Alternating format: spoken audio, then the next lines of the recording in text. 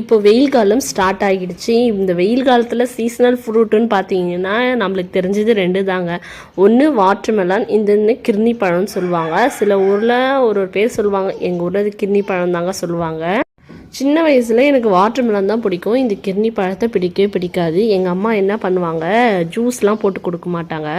சில பேர் பீஸ் போட்டு சர்க்கரை போட்டு சாப்பிடுவாங்க. அப்படி எனக்கு சுத்தமாக பிடிக்காதுன்றதுக்காக எங்கள் அம்மா வந்து என்ன பண்ணுவாங்க, இதை வந்து இந்தமாரி ஸ்பூனில் குழிக்கரண்டியில் நல்லா எடுத்துக்கணும்.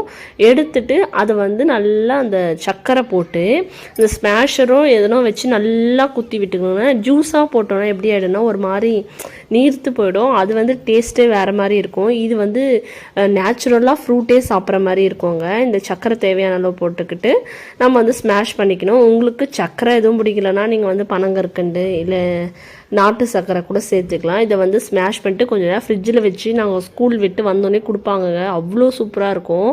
எங்களுக்கு ரொம்ப பிடிச்சதே இதுதான். இந்த பழத்தை நான் சாப்பிடவே மாட்டேன். எங்கள் அம்மா என்னை எப்படியோ இந்த பழத்தை சாப்பிட வச்சுட்டாங்க.